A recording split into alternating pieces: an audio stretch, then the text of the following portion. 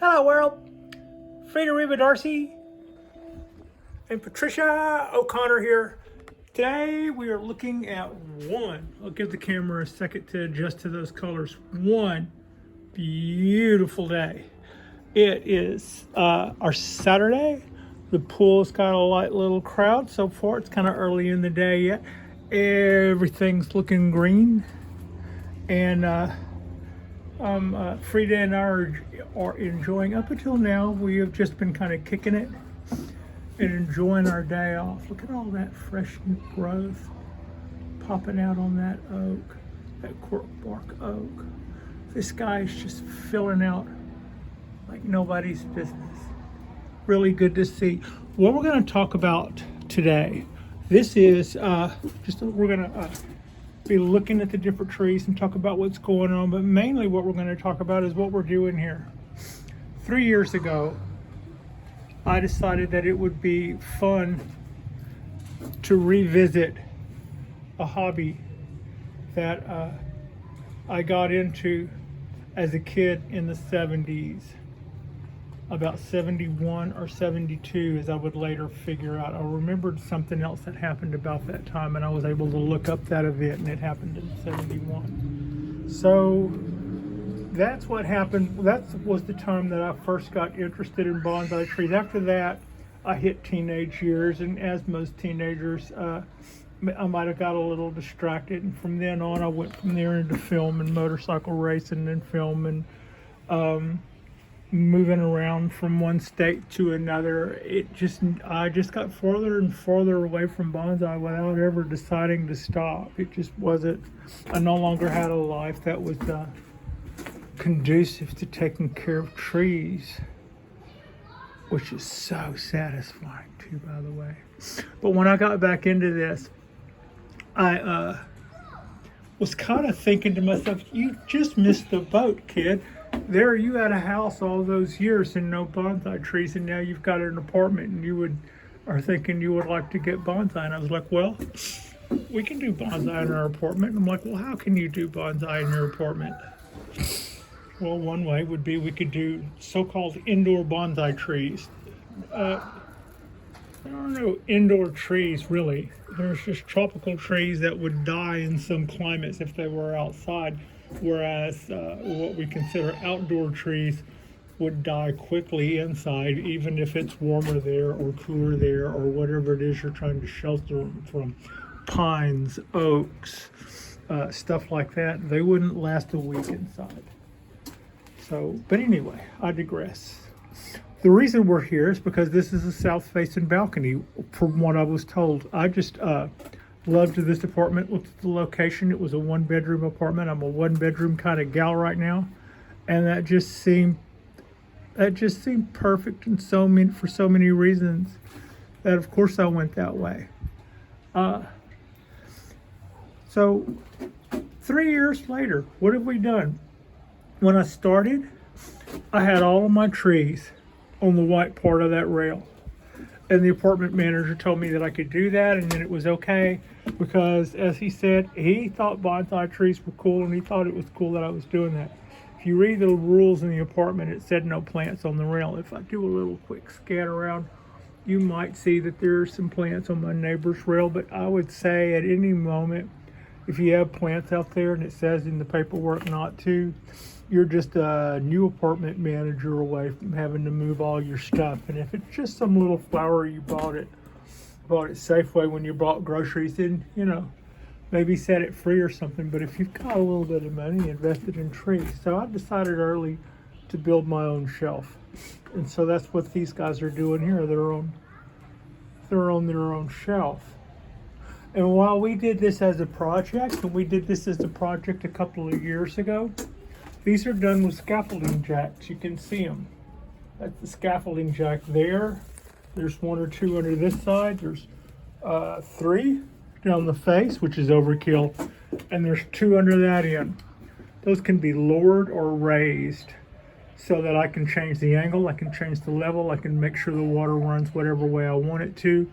There's a drain underneath that trident maple, and everything is slightly off level to where everything that I water is going to run down this copper gutter, and it's going to run to the drain, which is underneath that maple tree, which runs into the vat that you can see there. That was a pedestal that if you turn it the other way, if you turn it upside down or turn it right side up, it's a pedestal. If you turn it upside down, it's a vat to catch water. So that's what's been catching my water now for 3 or 4 years. Sometimes I can put a water can down in there and retrieve water if it's like this little guy. So I can scoop some of it back up and then go back. Also, that has kept me from, this system has kept me off the rail so that nothing can come over. If we get an earthquake, things would have to hop off to go over the rail, which is very unlikely. Also, this catches all of the water from our drainage, so that we don't have to use drip pans. I have used drip pans and I recommend them. I'm also still using drip pans, but I've also fell victim to drip pans. I made this tree and to some extent this tree ill once by letting the water get a little higher in the drip pan to where it was up to the bottom of the drainage holes on the tree. At that point, the tree stops draining in 3 or 4 days of that, and it started to decline. I had probably already moved the tree out of that before I noticed what was going on, but the decline showed up a week later, and that just kind of had me spinning in a circle trying to figure out what it was I had done. But I'd already killed off roots by that point, and they had already, so I'd already caused myself problems with drip pans. You want to make sure that you don't, that if your trees aren't the kind that, for instance, a wisteria wouldn't care. The pie tin that's underneath that thing can have an inch of water in it, and the wisteria is fine with that. Pine trees won't. That will make them sick and kill them. So that was just stuff that I had to learn about that. Also, this is ever evolving. So all the trees that aren't here, that have made it down here, they need to get something, right? These trees, my mames and my show hens, they tend to do better when there's a little substrate underneath them too. So not only are they in the drip pan, are they on the gutter instead of a drip pan system, but a lot of them have substrate underneath them. So in case they have an escape route. Now, my schedule has changed a little bit this year. I used to work 3 days and was off 4. That meant that I was off a little and hovering over the trees at least 1 day a week more than I was at work. Now it's switched the other way. There's 4 days a week where by 9:30 in the morning, 9:45 at the latest, I have to make a decision as to whether or not to water or not, and I'm not going to get to circle back. And I'm not going to get to circle back until about 6:15. So if we have an uncommonly hot day, then that would either be me losing trees or me escaping at lunch and coming home to water. I haven't figured that out yet. Right now we're still in our highs or low 70s, but whenever we start seeing mid 80s, I'm going to want to make sure that more of these pots, more of these smaller show hand sized pots, have substrate underneath them, just if for no other reason than to help to keep the pots cooler so that they don't bake in the sun and get enormously hot. But yeah, that's another one there. You can see that's my Codahan maple forest, and as it gets watered, the water just falls right into that. Same with the wisteria there. I can water that as much as it could possibly need, and the water's just going to run down that tray and run right on down to our other corner. It also helps that part of my schedule is between Frida and I in the morning is I'll water, and then I'll go grab her leash and she'll start doing the little bullet dance because she likes to go outside and smell the flowers and stuff. And so when I then walk her, we go down there on the sidewalk and give a to the little branch and give a little look back and see how we're doing. See if we see that we're losing any water. And I have seen that before. I've sailed along thinking everything was fine and saw a little waterfall happening because maybe we'd gotten a lot of rain and all of my drip trays or coffers were full, so that when I watered, they would just pour over the side. So you have to make adjustments for that. And while on one hand, that would be just rainwater, on the other hand, it's rainwater off of your balcony. And I don't know to what degree I'm legally responsible, but I feel responsible for stuff that comes off my balcony. I think being a good neighbor means I be mindful about stuff like that. And other than that, these are sun-hungry trees. I didn't want to feel like there was something that we couldn't do here because we were on a balcony. So the first couple of years, I made sure that everybody was out on the rail, and the maple was back off the rail a little because it was one of the trees that I knew could actually get too much sun. Didn't think I had to worry about wisterias getting too much sun, and you don't. I knew I didn't have to worry about these cypresses getting too much sun, and they don't. Same with the pine trees, same with the dawn redwoods. So there for a minute, even this tub sat right there for a couple of months when I first moved it here. And when push came to shove, I decided that if we had an earthquake and the building shook, that it might end up over the side. If it were that high off the ground and the whole building shook, it might not come back with the building. So I decided to bring it in. And to bring it in and make sure we had enough light, I decided to go with lights. I already had a couple of fluorescent lights, so the first thing I did was load those up with LEDs. That wasn't a smart way to go because to retrofit that with LEDs at that time cost more than 2 LED fixtures loaded with just with regular LED bulbs, and they would be more efficient. So know that that's a possibility if you look at that. But so having did that, I then sold those and got some proper LEDs, put those on there, and probably had them for 2 weeks. I didn't really even give them a chance to see. There were things that I would have looked for. If the trees start doing something like that, meaning that they're trying to stretch their way towards the actual sunlight, that would say that they were inefficient. The main thing was I thought, well, by the time I know whether or not they're inefficient or not, I'll already be under the gun to do something about them. And that's, let's just do it now. So one of those lights is now currently over my ceilings, and the other one is under the bed, still waiting to do something, and that's my fluorescent fixtures. I replaced them with those 2 LED 740 watts, 740 watt grow lights. Now, those are full of diodes. They make no heat. I quite often see birds resting on them. There was a pair of doves trying to figure out how to make a foundation and start a nest up there, but all they mainly managed to do was drop sticks through the thing, and I would find them all over the wisterias and all over the cypress trees and all over the oak trees. But no harm, no foul. But the main thing, the point to that was they make so little heat that the birds it's just non-existent. They would just sit up there perched on it and hang out. But as you can see from, like, for instance, the trident maple. The side of the trident maple that's in constant sun is doing well. The side of the trident maple that's under the LEDs is doing better.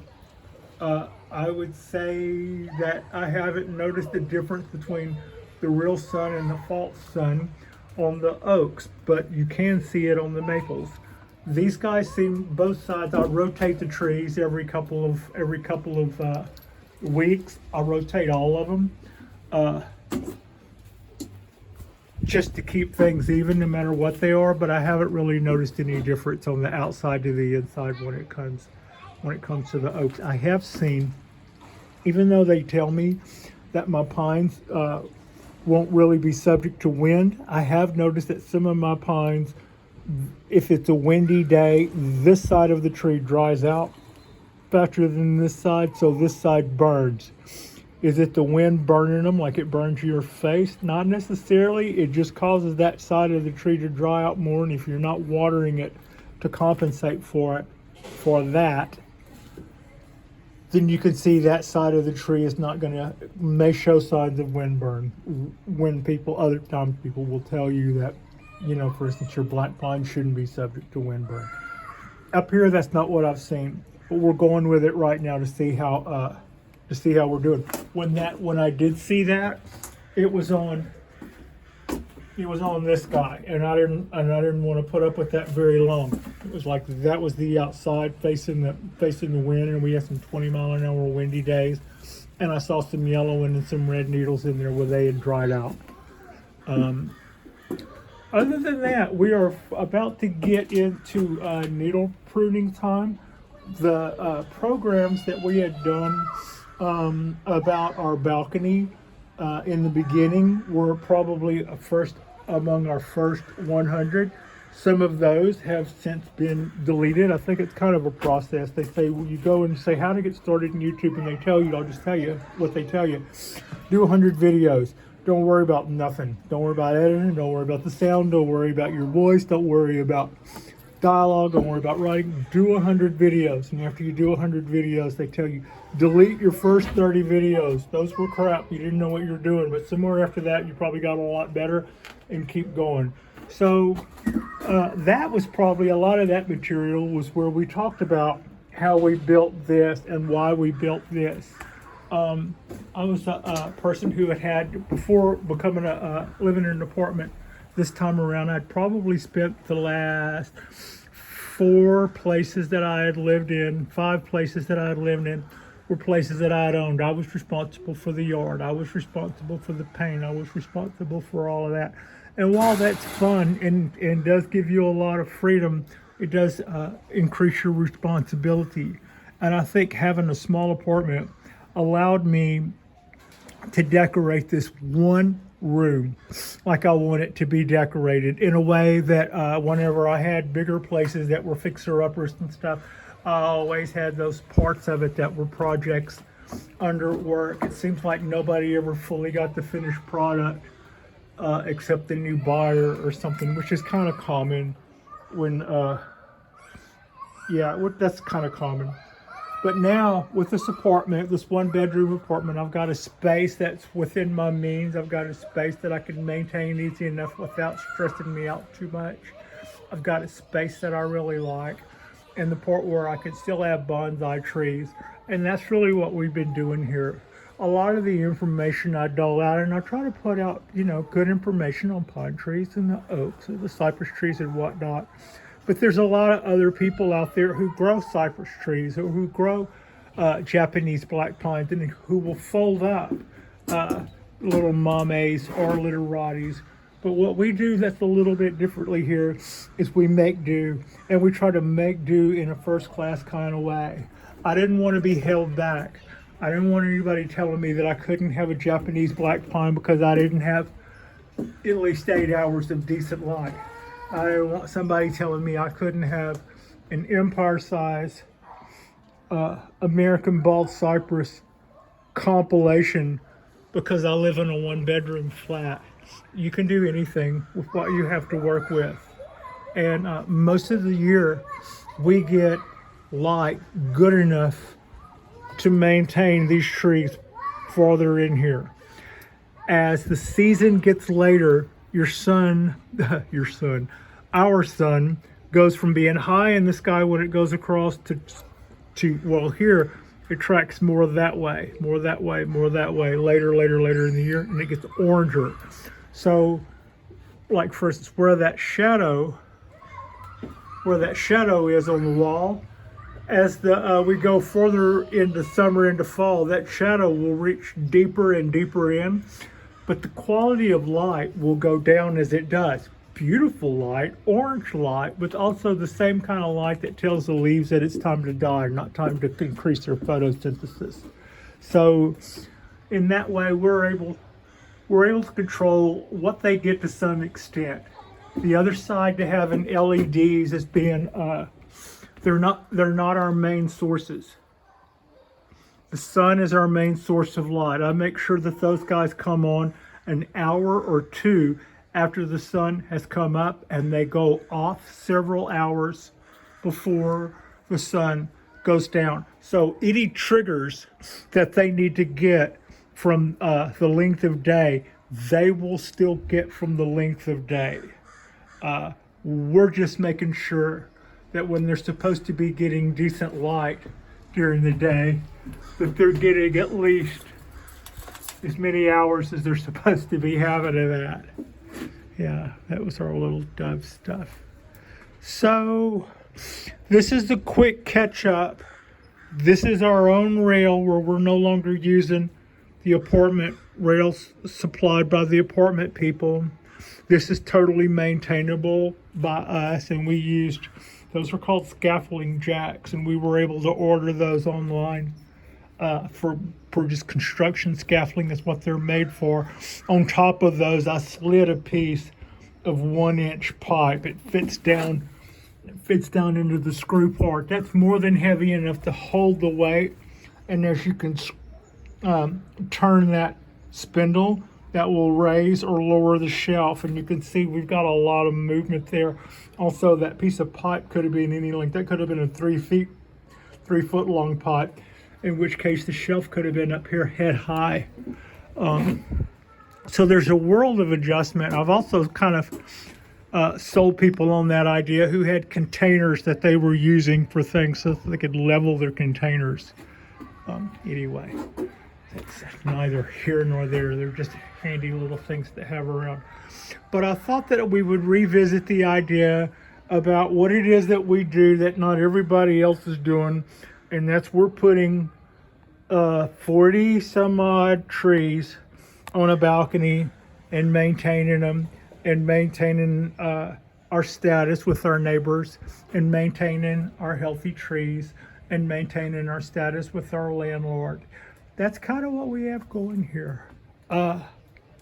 And that's it's a little holiday weekend, and I thought that on our Saturday drop, rather than have to go back a ways for that, I would do a little show and tell and remind those that are tell those who are new here how it was we got all of this rolling, and what we've done to counteract any problems that we may have. And for the most part, I've been pretty proactive. I didn't want anybody putting their foot down and telling me I had to move everything and start with there. If I could get ahead of anything that may come up, they're going to tell me to take it off the shelf. Let's just take the stuff off the shelf and we'll build our own shelf. They're going to maybe tell me that my water's going everywhere. Let's just build a pretty copper trough. That pretty copper trough that I said is not really that pretty. It's kind of makeshift. That it started off as a roll of copper that looked like a roll of aluminum foil, only a little bit thicker than that. I was able to roll it out and fold it over that side like I was